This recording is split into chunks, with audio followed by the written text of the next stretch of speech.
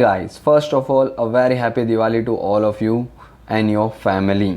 आप सभी I hope Diwali celebrate करें बट सेफ्टी का भी उतना ही ध्यान रखें। ऑलराइट, तो चलिए स्टार्ट करते हैं। हम हमारे इंडियन पॉलिटी की सीरीज़ को आगे बढ़ाते हैं। And let me repeat again, हम यहाँ पर क्या कर रहे हैं, 7th जो लेटेस्ट एडिशन है इंडियन पॉलिटी का एम लक्ष्मीकांत सर का, उसको यहाँ पर कवर कर रहे हैं chapter by chapter. Already 1 to 22 chapters हम लोग देख चुके हैं, जिसको हमने अराउंड 60 लेक्चर्स के अंदर डिटेल में कवर किया है। आपको इन चैप्टर्स में 1 to 22 कोई भी कन्फ्यूज़न है तो प्लीज़ आप इसी चैनल पे हमारी कंप्लीट इंडियन पॉलिटी की सीरीज़ है उसे रिफ़र कर सकते हैं।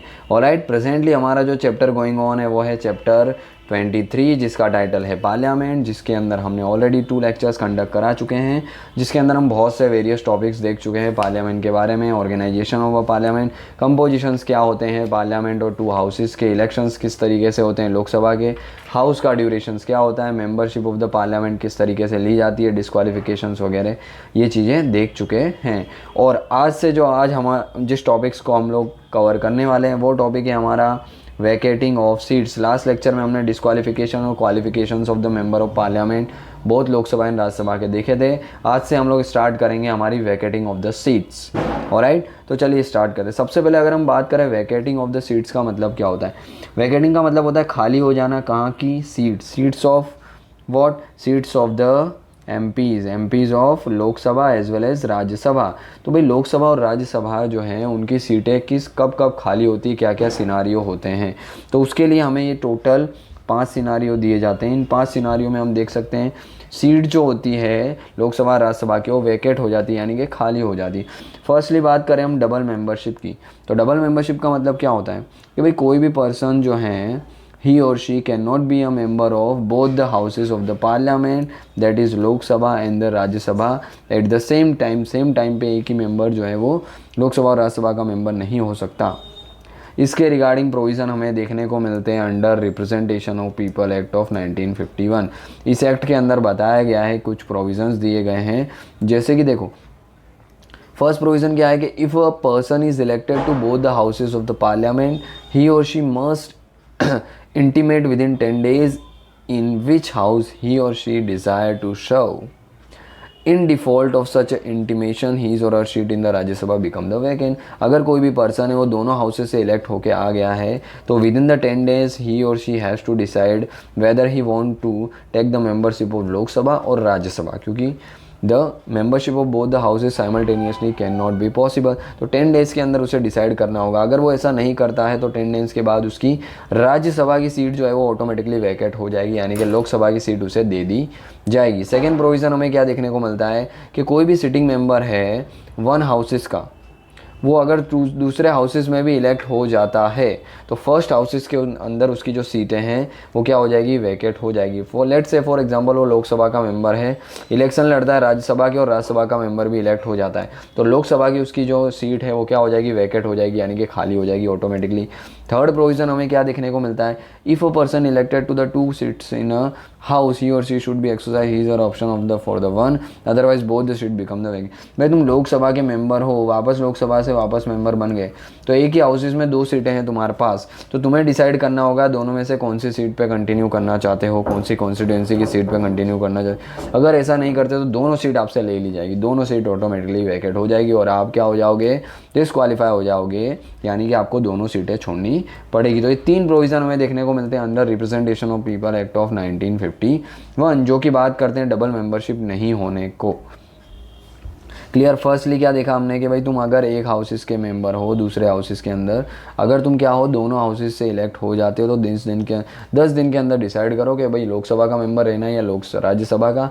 अगर ऐसा नहीं करते तो राज्यसभा की सीट आपकी वैकेट हो जाती है।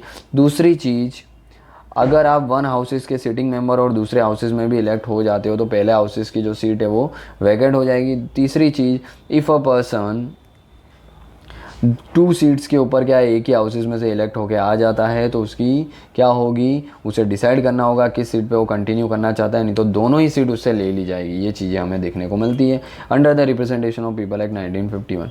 Similarly a person can not B a member of both the houses of the parliament and the state legislature. Parliament और स्टेट लेजिस्लेचर दोनों का मेंबर साथ में वो नहीं हो सकता। If a person is so elected, अगर ऐसे वो इलेक्ट किया जाता है तो उसकी his or her seat in the parliament become the vacant if he she does not resign his or her seat in the state legislature within 14 दिन। तो अगर वो स्टेट लेजिस्लेटिव असेंबली का मेंबर भी है, मेंबर ऑफ पार्लियामेंट भी है, तो भाई 14 दिन के अंदर उसे डिसाइड करना होगा क्या चीज़ें कंटिन्यू करना चाहता है। 14 दिन के अंदर डिसाइड नहीं हुआ तो उसकी जो एमपी की सीट है यानी कि मेंबर ऑफ पार्लियामेंट की सीट है वो वैकेट खाली हो जाएगी, लेजिस्लेटिव असेंबली का मेंबर रहेगा यानी कि एमएलए रहने वाला है, एमपी की सीट उसकी ऑटोमेटिकली खाली हो जाएगी अगर वो 14 दिन के अंदर डिसाइड नहीं करता है तो ये प्रोविज़न देखने को मिलते हैं हमको डबल मेंबरशिप के। अगर हम बात करें और प्रोविज़न की जैसे कि डिस्क्वालिफिकेशंस के प्रोविज़न, तो क्या बात करते हैं इसके अंदर, अगर हम बात करें तो if a member of the parliament become the subject to any of the disqualification specify in the constitution his or her seat become the vacant. अगर कॉन्स्टिट्यूशन में कोई भी ऐसी स्पेसिफाई की गई ये चीज़ें जिसके अंदर क्या हो रहा है वो डिस्क्वालीफाई हो रहा है तो उसकी सीट क्या हो जाएगी, वैकेंट हो जाएगी, उसको डिस्क्वालीफाई कर दिया जाएगा। और साथ ही साथ हमने लास्ट लेक्चर में बात की थी 10th शेड्यूल की जिसके अंदर एंटी डिफेक्शन लॉ देखने को मिलता है, इसके अंडर भी आता है तो भी क्या हो जाएगा, वो डिस्क्वालीफाई हो जाएगा। ये ग्राउंड कंडीशन हमने डिस्कस की थी जो 3 कंडीशन देखने को मिलती है। अगर आपको कोई कन्फ्यूजन है तो लास्ट लेक्चर आप रिफर्स कर सकते हैं एंटी डिफेक्शन लॉ के लिए। ऑलराइट, तो डिस्क्वालिफिकेशन से रिगार्डिंग ये सब चीज़ें देखने को मिलती है। अगर रेजिग्नेशन की हम लोग बात करें तो मेंबर जो है वो क्या है, रिटर्न के अंदर चेयरमैन को, अगर वो राज्यसभा के मेंबर है तो चेयरमैन को, अगर लोकसभा के मेंबर है तो स्पीकर को रिटर्न में क्या कर सकते हैं, अपना रेजिग्नेशन दे सकते हैं। बट याद रखना ये लोकसभा और राज्यसभा के चेयरमैन, लोकसभा के स्पीकर जो है ना वो बाउंड नहीं है कि वो रेजिग्नेशन वो लेंगे ही एमपी का। अगर उन्हें लगता है भाई ये वॉलंटरी नहीं है, किसी ना किसी के प्रेशर में फेवर में आके रेजिग्नेशन दिया जा रहा है, तो वो एक्सेप्ट नहीं भी कर सकते हैं, उनकी मर्जी। तो डिपेंड करता है स्पीकर और चेयरमैन पे इन case of Lok Sabha and Rajya Sabha respectively.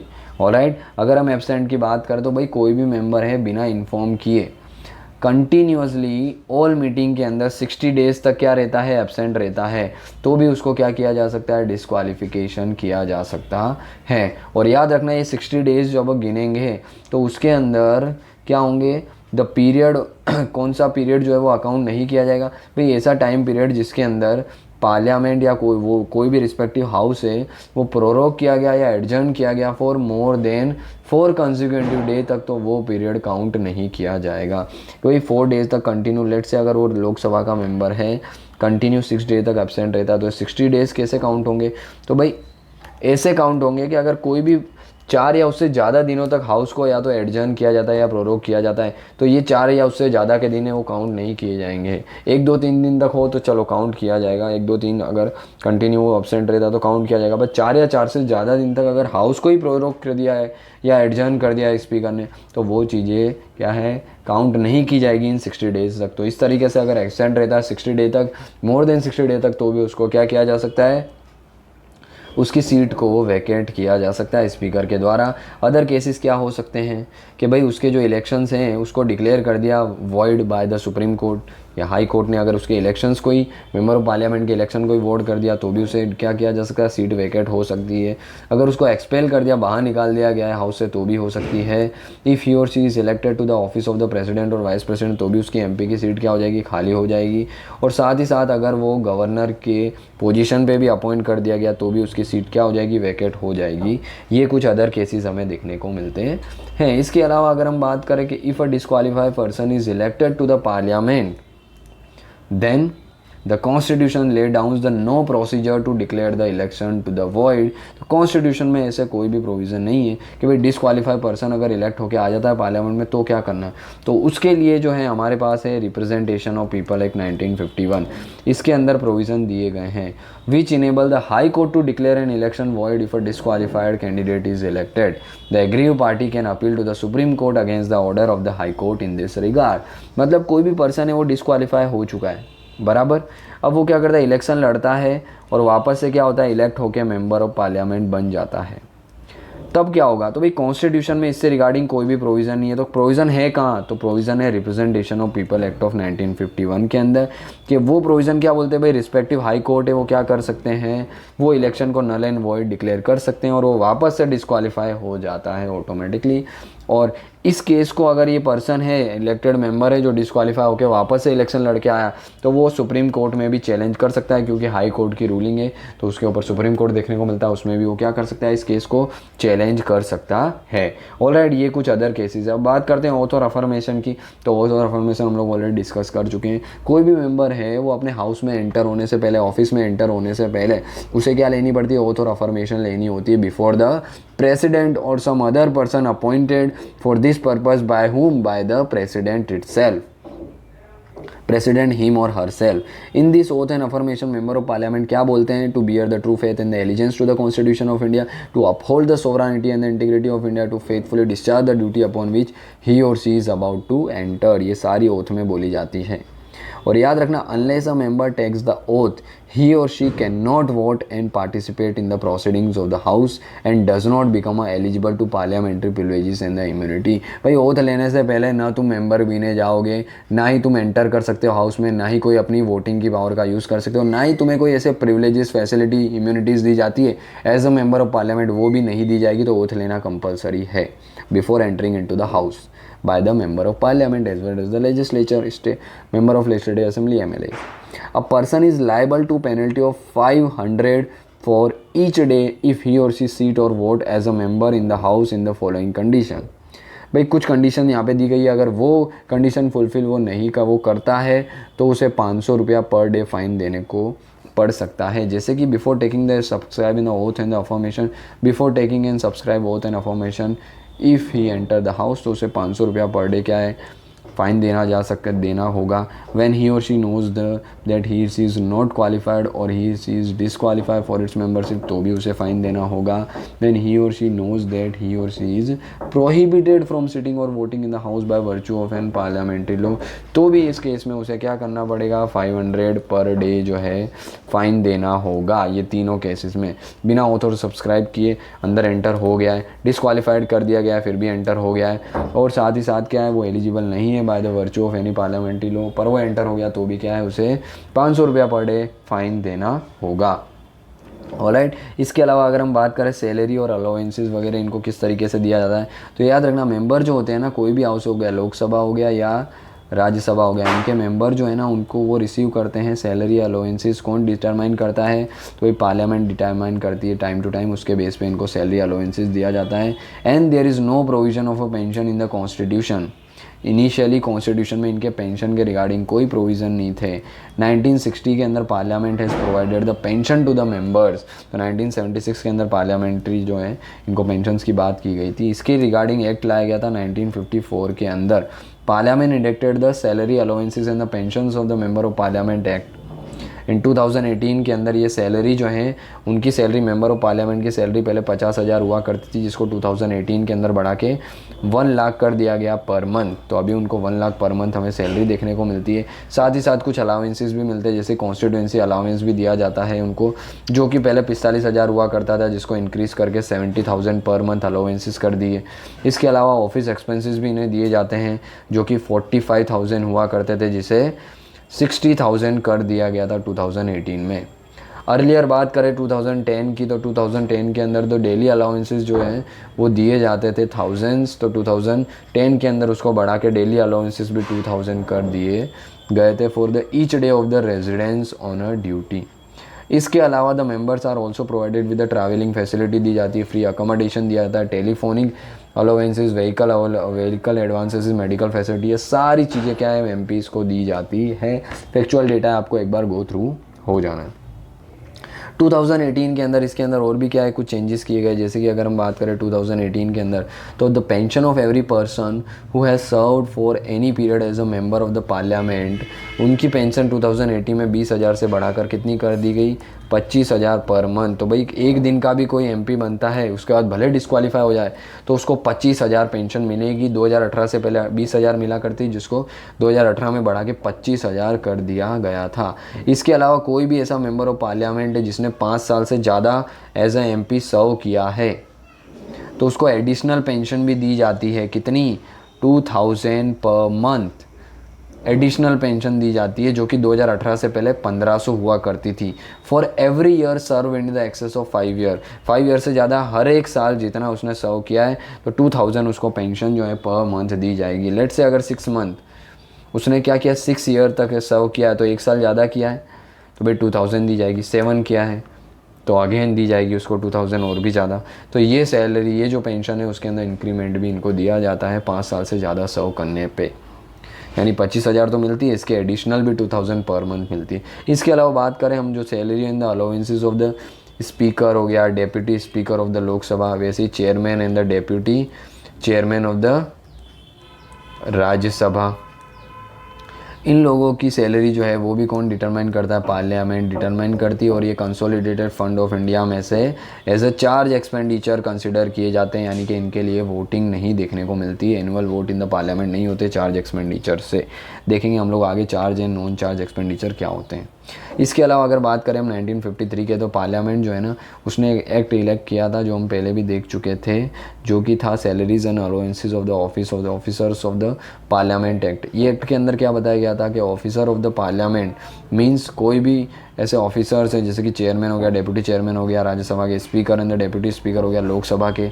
2018 के अंदर इनकी जो पेमेंट है, यानी कि पार्लियामेंट जो है इन्होंने इंक्रीज़ कर दी थी इनकी पेमेंट, यानी कि salary of the chairman of the Rajya Sabha 1.25 से 4 lakh salary of the Rajya Sabha chairman of the Rajya Sabha की देखने को मिलती है, जो कि वाइस प्रेसिडेंट होते हैं उनकी 4 लाख पर मंथ देखने को मिलती है। Similarly other officers of the parliament जैसे स्पीकर हो गया, deputy speaker of the Lok Sabha, deputy chairman of the Rajya Sabha, ये भी क्या करते हैं, सैलरी लेते हैं per month as the same rate as are payable to the member of parliament. तो याद रखना चेयरमैन को 4 लाख मिलती है, जबकि speaker, deputy speaker of the Lok Sabha और deputy chairman of the Rajya Sabha उनको क्या मिलती है, मेंबर ऑफ पार्लियामेंट को जितनी मिलती है सैलरी उतनी ही इन्हें मिलती है। Further each officers of the parliament other than the chairman in the Rajya Sabha is entitled to receive daily allowances भी दिए जाते हैं except chairman of the Rajya Sabha, क्योंकि चेयरमैन को 4 लाख ऑलरेडी मिल रही है यार। ऑलराइट, इसके अलावा for each day during the whole of his tenure उनको क्या एडिशनल अलाउंसेस दिए जाते हैं at the same rate as is payable to the member of parliament. Also each officer of the parliament other than chairman of the Rajya Sabha is entitled to receive a constituency allowance भी इनको दिया जाता है as the same rate as is payable to the member of a parliament. इसके अलावा इनको sumptuary allowances भी paid किया जाता है स्पीकर ऑफ द लोकसभा को as the same rate as payable to the cabinet minister। हम जब देख रहे थे कैबिनेट मिनिस्टर को sumptuary allowance यानी कि ऑफिशियली घूमने फिरने के लिए जो अलाउंसेस दिए जाते हैं वो 2000 पर मंथ भी इन्हें दिया जाता है, जो कि ओनली कैबिनेट मिनिस्टर को मिलता था, वो स्पीकर को भी मिलता है। सम्चुरी अलाउंसेस जो देखने को मिलते हैं डेप्यूटी स्पीकर को भी दिया जाता है, deputy chairman of the Rajya Sabha को भी दिया जाता है as the same rate payable to the minister of state 1000 per month.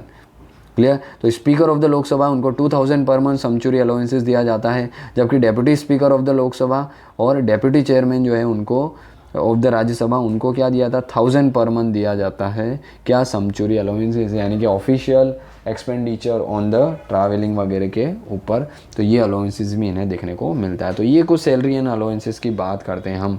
तो ये चीज़ें देखने को मिलती है किस तरीके से वैकेंसी इन 5 ग्राउंड पे होती है, oath and affirmation and salary allowances की हमने बात की। इसके बाद हम बात करते हैं कुछ प्रिजाइडिंग ऑफिसर्स की, जो कि मोस्ट इंपॉर्टेंट होने वाले हैं। जैसे कि देखिए सबसे पहले हम बात करते हैं प्रिजाइडिंग ऑफिसर ऑफ पार्लियामेंट में स्पीकर ऑफ द लोकसभा। हमें पता है स्पीकर क्या होते हैं, तो भाई लोकसभा जो है उसको क्या करते हैं, प्रिजाइड करते हैं, यानी कि उसको हम बोलते हैं मॉनिटर करते हैं, चेयर करते हैं प्रिजाइडिंग ऑफिसर, जो कि होते हैं स्पीकर। स्पीकर को असिस्ट करने के लिए होते हैं डेप्यूटी स्पीकर, और इनको असिस्ट अगर ये दोनों भी क्या इनकी सीट भी वैकेंट है या एब्सेंट है तो इसके लिए बाद भी होती है panel of chairperson of Lok Sabha. ये पैनल्स थ्रू के, तो हायरार्की क्या है भाई, लोकसभा के अंदर स्पीकर होंगे, उनको असिस्ट करने के डेप्यूटी स्पीकर, वो भी अगर एब्सेंट होते हैं तो panel of the chairperson of the Lok Sabha देखने को मिलती है। सबसे पहले हम बात करते हैं स्पीकर ऑफ द लोकसभा की। तो उसमें अगर उनके बात करें इलेक्शन एंड टेन्योर्स की, तो क्या होते हैं इलेक्शन और क्या होता है उनका टेन्योर।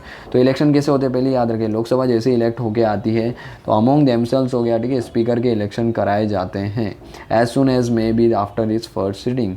और जो भी है ना इलेक्ट होकर आता है बाय द सिंपल मेजोरिटी, तो उसे क्या किया जाता है एज अ स्पीकर जो है ऑफ द लोकसभा डिक्लेयर किया जाता है, यानी कि स्पीकर के इलेक्शंस होते हैं from among the member. And whenever the office of the speaker falls vacant the Lok Sabha elect the another members to fill this vacancy, और the date of the election of the speaker is fixed by the president. याद रखना most important है prelims के point of view से। President के election की date कौन declare करता है, सॉरी, स्पीकर के इलेक्शन की डेट जो है वो कौन डिक्लेयर करते हैं, प्रेसिडेंट। और याद रखना जब हम बात करेंगे डेप्यूटी स्पीकर की, तो डेप्यूटी स्पीकर के इलेक्शन की डेट कौन करते हैं फिक्स, तो वो करते हैं स्पीकर। पर स्पीकर की इलेक्शन की डेट कौन करते हैं, प्रेसिडेंट। और डेप्यूटी स्पीकर के स्पीकर डेट फिक्स करते हैं इलेक्शंस की। ऑलराइट, इंपॉर्टेंट है। इसके अलावा बात करें तो usually the speaker remains in the office during the life of the Lok Sabha, यानी कि 5 साल तक यूजुअली बोल रहा हूँ।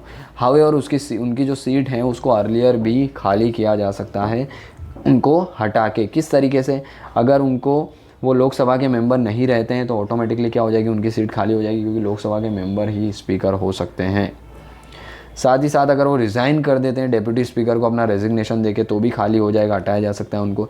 साथ ही साथ if he or she is remove by the resolution pass by the majority of all the then members of the Lok Sabha, यानी कि इफेक्टिव मेजोरिटी से अगर क्या किया जाता है, रिजोल्यूशन पास किया जाता है, और उससे पहले उनको 14 दिन का नोटिस भी देना होगा। 14 दिन का नोटिस दिया जाता है, फिर इफेक्टिव मेजोरिटी से अगर रिजोल्यूशन पास किया जाता है तो भी क्या है, हम क्या कर सकते हैं, स्पीकर ऑफ द लोकसभा को रिमूव कर सकते हैं। तो ये 3 सिनारियों में क्या देखने को मिलता है, हमको वैकेंसी देखने को मिलती है स्पीकर के ऑफिस की।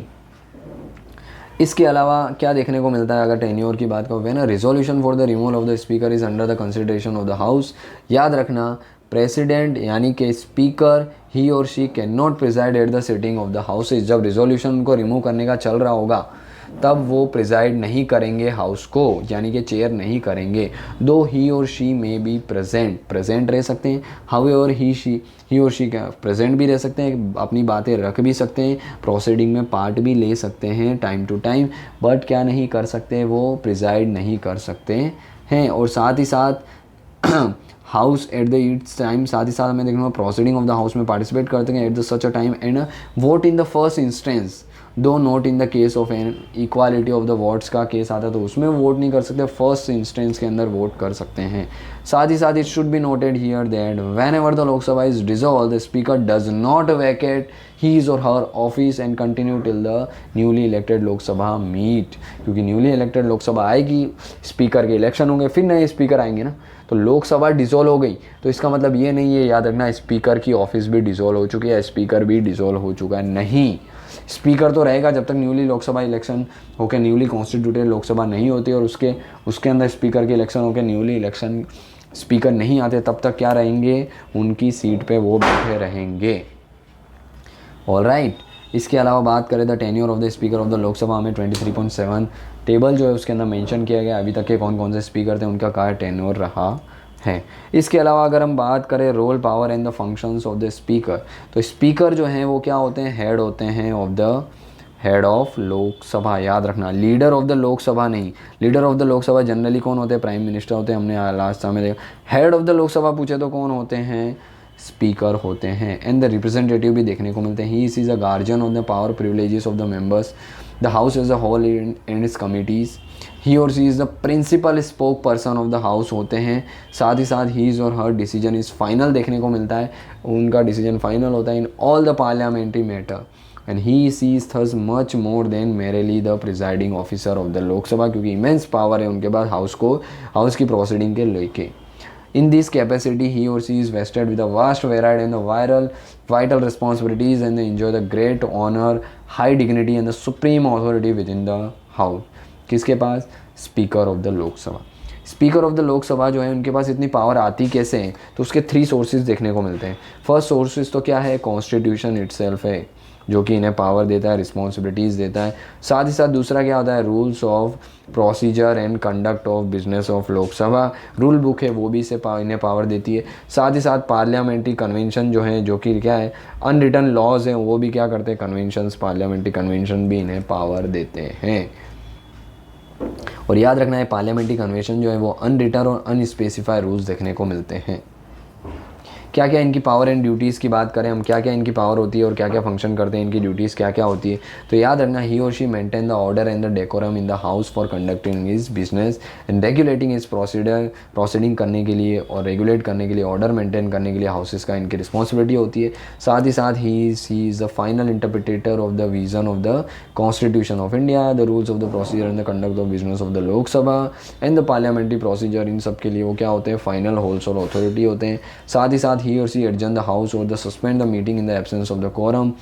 कोरम नहीं होता है तो मीटिंग को एब्सेंट करना, चालू नहीं करना, सस्पेंड करना, वो भी इन्हीं के हाथ में होती है। और कोरम क्या होता है, तो भाई मिनिमम नंबर रिक्वायर हो गया to start the proceeding of the house, जो कि क्या होता है हमारा जनरली 10% ऑफ द का कोरम देखने को मिलता है कि भाई 10% एटलीस्ट मेंबर होने चाहिए, तभी प्रोसीडिंग जो है वो क्या की जा सकती है, स्टार्ट की जा सकती है। साथ ही साथ he she does not vote in the first instance, but जब भी क्या होती है टाई हो जाती है तब वो अपनी कास्टिंग वोट जो है क्या करते हैं, एक्सरसाइज करते हैं। साथ ही साथ he or she preside over a joint sitting of the 2 houses of the parliament and such a sitting is summon. Joint sitting कौन समवन करते हैं, प्रेसिडेंट करते हैं। प्रिजाइड कौन करते हैं, स्पीकर करते हैं फर्स्ट इंस्टेंस में। अगर वो अवेलेबल नहीं है तो डेप्यूटी स्पीकर, वो भी नहीं है तो deputy chairman of the Rajya Sabha, याद रखना चेयरमैन ऑफ द राज्यसभा यानी कि वाइस प्रेसिडेंट कभी भी जॉइंट सिटिंग को प्रिजाइड नहीं करते हैं और बुलाई जाती है प्रेसिडेंट के द्वारा, याद रखना। साथ ही साथ he or she decide whether a bill is a money bill or not. ये डिसीजन किनका होता है, किसका होता है, स्पीकर ऑफ द लोकसभा का होता है। और when the money bill is transmitted to the Rajya Sabha for the recommendations and the presented to the president for his the speaker endorse on the bill his or certificate that it is a money bill, तो वो decision भी money bill का speaker के पास ही होता है। साथ ही साथ he or she decide the questions of the disqualifications of the member of the Lok Sabha arising on the grounds of the defection यानी कि एंटी डिफेक्शन जो कि 10 शेड्यूल में है, तो वो भी डिसीजन स्पीकर का होता है इन केस ऑफ लोकसभा। राज्यसभा में चेयरमैन का होता है। बट हमें पता है लास्ट लेक्चर में हमने देखा था 1992 का कियोतो होलोहन केस, जिसमें सुप्रीम कोर्ट ने ये क्लियर कट कर दिया था कि भाई स्पीकर का जो डिसीजन होता है regarding the disqualification of the member, उसको सुप्रीम कोर्ट में चैलेंज किया जा सकता है, यानी जुडिशियल रिव्यू पॉसिबल है। तो कियोतो होलोहन केस याद रखना। साथ ही साथ he or she can act as a ex officio chairman of the Indian parliamentary group which is a link between the parliament of India and the various parliament of the world. तो उसके भी क्या होते हैं, x officio chairman की तरह वो work करते हैं। And also act as a ex officio chairman of the conference of the presiding officers of the legislative body in the country, तो उसके भी चेयरमैन होते हैं। साथ ही साथ he or she appoint the chairman of all the parliamentary committees of the Lok Sabha and the supervise हो गया देयर फंक्शंस, ये भी इन्हीं का काम होता है। And he is the chairman of the business advisory committee, the rules committee and the general purpose committee के चेयरमैन भी होते हैं। तो ऑब्वियसली कोई भी कमिटीज़ आती तो उसके चेयरमैन को अपॉइंट करना वो भी किसका काम होता है, presiding officer, that is the speaker of the Lok Sabha. तो ये इनके कुछ रोल्स एंड फंक्शन देखने को मिलते हैं। अब अगर हम बात करें इनके इंडिपेंडेंस की कि किस तरीके से ये इंडिपेंडेंस होते हैं, इम्पार्शियल होते हैं, किस तरीके से एक्ट करते हैं इंडिपेंडेंटली एंड इम्पार्शियली, तो कॉन्स्टिट्यूशन में इसमें इनको रिगार्डिंग इनकी ऑफिस के रिगार्डिंग को सेफ गार्ड होगी ऑब्वियसली, इसीलिए क्या कर सकें ये, ताकि इंडिपेंडेंट अपना रोल परफॉर्म कर सकें। तो हमें पता है as a officer of the speaker is vested with, हमें पता है ग्रेट प्रेस्टीज होती है, इनके पास पोजीशन होती है, अथॉरिटीज़ होती है। इंडिपेंडेंस एंड द इम्पार्शलिटी जो है ना, इसीलिए इनकी बहुत इंपॉर्टेंट हो जाती है, क्योंकि ग्रेट पावर है यार, मिसयूज़ भी किया जा सकता है और होता है। लोकसभा में आप देखेंगे ओम बिरला प्रेजेंटली स्पीकर है, लास्ट लोकसभा जो 17 लोकसभा थे उसके भी स्पीकर वही थे। तो हमें थोड़ा फेवरेटिज्म देखने को मिलता है, क्यों, क्योंकि वो रूलिंग पार्टी से बिलोंग करते हैं ऑब्वियसली, इसीलिए थोड़ा फेवरेटिज्म होता है। इसीलिए उसको इंश्योर करने के लिए कॉन्स्टिट्यूशंस के अंदर कुछ प्रोविजंस दिए गए हैं और कुछ representation of people act of 1951 के अंदर क्या प्रोविज़न है। सबसे पहले he is provided with the security of the tenure दिया गया है। साथ ही साथ he or she can be remove only by the resolution pass by the Lok Sabha, that too with the effective majority, यानी majority of all the then members of the houses. क्या होती है मेजोरिटी, हम ऑलरेडी एक डेडिकेटेड लेक्चर है majority को लेकर, 4 type की मेजोरिटी, उसमें भी स्पेशल मेजोरिटी के चारों फ्लेवर के बारे में बात की गई है, आप रेफर कर सकते हैं, आपको इंडियन पॉलिटी की सीरीज़ में ही मिल जाएगा। साथ ही साथ क्या बात करें, this motion of the removal can be considered and the discuss only when it has to be support at least the 50 member. भाई लोकसभा के 50 मेंबर सपोर्ट करेंगे तभी वो रिजोल्यूशन को फ्लोर पे रखा जाएगा। दूसरी चीज़ 14 दिन का नोटिस भी देना। थर्ड थिंग, उसको इफेक्टिव मेजोरिटी से पास करना है, तभी जाके उनको रिमूव किया जा सकता है, यानी कि टफ है। इसीलिए हम बोल सकते हैं सिक्योरिटी ऑफ टेन्योर देखने को मिलता है इनका। साथ ही साथ his or her salary and the allowances उनको फिक्स किया जाता है पार्लियामेंट के द्वारा, और ये चार्ज होते हैं on the consolidated fund of India, यानी कि पार्लियामेंट में उसमें एनुअल वोटिंग होती नहीं है, यानी कि सैलरी भी फिक्स होती है, तो उसके बेस पे भी उनको क्या नहीं किया जा सकता, फेवरेटिज्म के बोल सकते हैं लिए उत्सुक नहीं किया जा सकता। साथ ही साथ his or her work and the conduct can not be discuss and the criticise in the Lok Sabha except on the substantive motions, के अलावा उनके कंडक्ट को लोकसभा में डिस्कस नहीं किया जा सकता, क्रिटिसाइज नहीं किया जा सकता। Again his or her power of the regulating the procedures or conducting the business of maintaining the order in the house are not subjected to the jurisdictions of the any court of law. भाई किस तरीके से वो अपनी power exercise करके house को regulate कर रहे हैं, इन सब चीज़ों के लिए क्या है, उनको कोर्ट में नहीं ले जाया जा सकता, कोर्ट के अंदर ये चीज़ें प्रोसीडिंग को डिस्कस नहीं किया जा सकता। Other than that he or she can not vote in the first instance, वो क्या कर सकते हैं, अपना कास्टिंग वोट डाल सकते हैं इन केस ऑफ अ टाई। भाई कोई भी बिल लेके आ जाता है लोकसभा के अंदर, दोनों पे टाई हो जाती है, 200 वोट फेवर में 200 अगेंस्ट में, तब क्या होगा, तब स्पीकर वोट करेंगे। इनिशियली वो वोट नहीं करते, और जब वो स्पीकर वोट करेंगे फेवर या डिसफेवर में, तो उसको बोला जाता है कास्टिंग वोट। तो कास्टिंग वोट की रोल एंड रिस्पॉन्सिबिलिटी इन्हीं की है। साथ ही साथ he or she is given a very high position in the order of the precedence के अंदर। जैसे कि स्पीकर को 7th रैंक दिया गया है ऑर्डर ऑफ प्रेसिडेंट। जैसे कि बात करें president, vice president, prime minister, ये ऑर्डर ऑफ प्रेसिडेंट है, जिसके अंदर से 7th रैंक पे आ जाते हैं कौन, speaker of the Lok Sabha, along with the chief justice of India, CJI के रैंक पे आ जाते हैं। This means he or she is a higher rank than all the cabinet minister except the prime minister and the deputy prime minister. के अलावा cabinet minister से भी उनका ऊपर रैंक देखने को मिलता है इन the order of president, that is 7 rank. Britain के अंदर स्पीकर जो होता है वो स्ट्रिक्टली नॉन पार्टी मैन होता है। क्यों? क्योंकि उनके अंदर कन्वेंशन है कि भाई जो भी स्पीकर इलेक्ट हुआ वो अपनी पॉलिटिकल पार्टी से रिज़ाइन कर देता है, और नेक्स्ट इलेक्शन के लिए उसकी सीट रिजर्व होती है, यानी कि उससे कोई भी इलेक्शन नहीं लड़ेगा, सिर्फ वही लड़ेंगे तो वही जीतने वाले। बट इंडिया में ऐसा नहीं है, इंडिया के अंदर स्पीकर जो होता है वो पॉलिटिकल पार्टी का मेंबर भी होता है। तो यहाँ से कुछ हमें देखने को मिलती है कॉन्ट्रोवर्सी, जो हम कभी और डिस्कस करेंगे, जो कि मेंस के पॉइंट ऑफ व्यू से इंपॉर्टेंट होगा। But for the point of view of the prelims, independent and impartiality के लिए ये सारी चीज़ें हमें देखने को मिलती है। ऑलराइट, इसके बाद हम एक छोटी सी ऑफिस की बात कर लेते हैं, जो कि है डेप्यूटी स्पीकर। देखिए डेप्यूटी स्पीकर की हम लोग फर्स्ट से बात कर लेते हैं। Deputy speaker of the Lok Sabha क्या होते हैं? फर्स्टली होता है like the speaker, the deputy speaker is also elected in the Lok Sabha में इलेक्ट किए जाते हैं अमोंग इट्स मेंबर, और he or she is elected after the elections of the speaker has taken places. और डेट इनकी कब, पहले स्पीकर के इलेक्शन होते हैं, जो कि डेट कौन डिसाइड करता है, प्रेसिडेंट डिसाइड करते हैं। फिर डेप्यूटी स्पीकर के इलेक्शंस होते हैं, जो कि डेट कौन डिसाइड करता है, स्पीकर ही डिसाइड करते हैं। और ये स्पीकर और डेप्यूटी स्पीकर दोनों क्या होते हैं, लोकसभा के member he, member of parliament में लोकसभा के मेंबर ही देखने को मिलते हैं। और when the office of the deputy speaker falls vacant, the Lok Sabha elect another members to fill the vacancy. कि भाई लोकसभा के डेप्यूटी स्पीकर के अंदर भी वैकेंसी है, तो दूसरे मेंबर को इलेक्ट कर लिया जाएगा ये वैकेंसी को फिलअप करने के लिए। And like the speaker, the deputy speaker remains in the office usually during the life of the Lok Sabha, 5 साल के लिए। हाउएवर ही और शी में वैकेंट हिज और office earlier in any in the following 3 cases. Same जैसे speaker की थी वैसे ये भी क्या कर सकते हैं, इनकी ऑफिस भी वैकेंट हो सकती है, खाली हो सकती है। जैसे कि अगर he or she ceases to be a member of the Lok Sabha तो भी, इसके अलावा अगर वो रिज़ाइन करते हैं अपना स्पीकर को रिटर्न में रेजिग्नेशन देते हैं तो भी उनकी वैकेंसी हो सकती है। याद रखना, स्पीकर अपना रेजिग्नेशन डेप्यूटी स्पीकर को देंगे, रिटर्न में डेप्यूटी स्पीकर किसको देंगे, स्पीकर को देंगे। साथ ही साथ खाली कब हो सकती है vacancy, if he or she is remove by the resolution pass by the majority of all the then members of the Lok Sabha, यानी कि इफेक्टिव मेजोरिटी से ही इनको भी रिमूव किया जा सकता है। और 14 दिन का प्रायर नोटिस इन्हें भी देना होगा लोकसभा में। तो दोनों के रिमूवल की प्रोसीजर स्पीकर और डेप्यूटी स्पीकर के क्या है, वन एट द सेम देखने को मिलती है। साथ ही साथ the deputy speaker perform the duties of the speakers office when it is vacant. जब वैकेंसी होती है स्पीकर की ऑफिस में, तो डेप्यूटी स्पीकर क्या हो जाते हैं, स्पीकर की ड्यूटी को परफॉर्म करते हैं। और he is also act as a speaker when the latter is, यानी कि when the speaker is absent from the sitting of the house. Absent हो तो भी, अगर स्पीकर एब्सेंट होते तो भी ये डेप्यूटी स्पीकर उनका रोल परफॉर्म करते हैं, और स्पीकर की वैकेंसी है तो भी डेप्यूटी स्पीकर क्या करते हैं, उनका रोल परफॉर्म करते हैं। In both the cases he or she assume all the powers of the speaker. He is also preside over the joint sitting. हमने बात की थी स्पीकर, डेप्यूटी स्पीकर, फिर डेप्यूटी चेयरमैन जॉइंट सिटिंग को क्या करते हैं, प्रिजाइड करते हैं of the both the houses of the parliament. In case of the speaker is absent from such a sitting, दो डेप्यूटी स्पीकर क्या करेंगे, जॉइंट सिटिंग को प्रिजाइड करेंगे। साथ ही साथ ये याद रखना है, deputy speaker is not subordinate to the speaker. वो भी डेप्यूटी स्पीकर भी डायरेक्टली रिस्पॉन्सिबल है हाउस के लिए, क्लियर। और डेप्यूटी स्पीकर क्या होते हैं, has one special privileges that whenever he or she appoint as a members of the parliamentary committee, वो ऑटोमेटिकली उसके चेयरमैन बन जाते हैं। और can not vote in the first instance, तो भाई कास्टिंग वोट की पावर इनके पास भी देखने को मिलती है।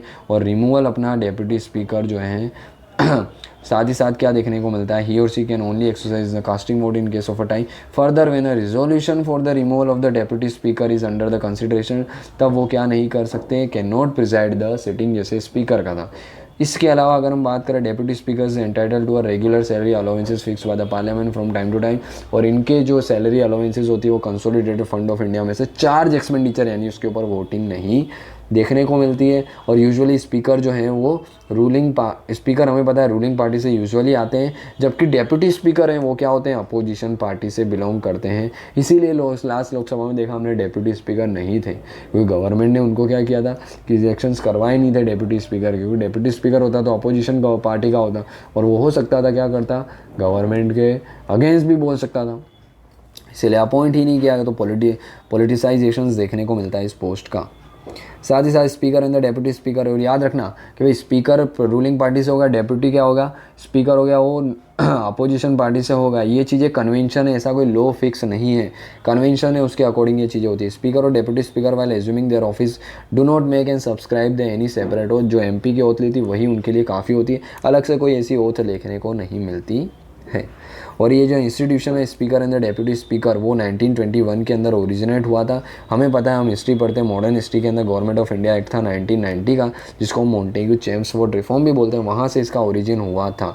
उस समय speaker and the deputy speaker को प्रेसिडेंट एंड डेप्यूटी प्रेसिडेंट कहा जाता था नोमन कल्चर के हिसाब से, और ये चीज़ें चली 1947 तक।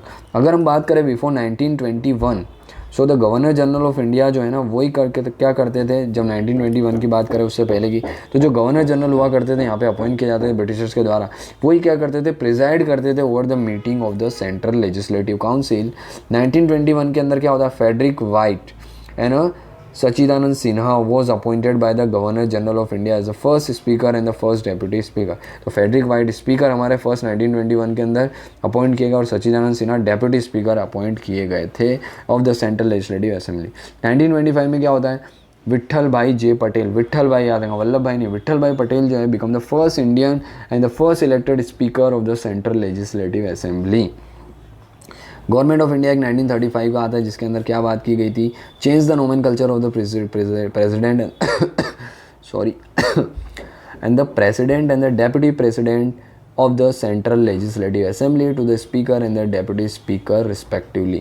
However, the old nomenclature continued till 1947 as the federal part of the 1935 Act. हमें पता है 1935 Act, Government of India Act of 1935 Act was not implemented. G.V. Mavlenkar and Ananth Shayam Iyengar has the distinctions of being the first speaker and the first deputy speaker of the Lok Sabha. याद रखना ये दो important personality, G.V. Mavlenkar and the Ananthasayanam Ayyangar first speaker और deputy speaker बने थे हमारी newly constituted Lok Sabha के। और जीवी मावलेंकर जो थे वो उन्होंने ऑल्सो हेल्ड की थी the post of the speaker in the constitutional assembly के भी वो स्पीकर बने थे, जिसको हम प्रोविजनल पार्लियामेंट के नाम से भी जानते हैं। साथ ही साथ he or she held the post of the speaker of the Lok Sabha continuously from the 1 decade 46 से 56 तक भी जीवी मावलेंकर क्या थे, स्पीकर ऑफ द लोकसभा थे। तो ये कुछ फैक्चुअल डिटेल है जो हमें पता होनी चाहिए। ऑलराइट, क्लियर है। तो आई होप हम आज का लेक्चर यहीं तक रखते हैं। आई होप आपको चीज़ें समझ आई होगी जो आज हमने डिस्कस की।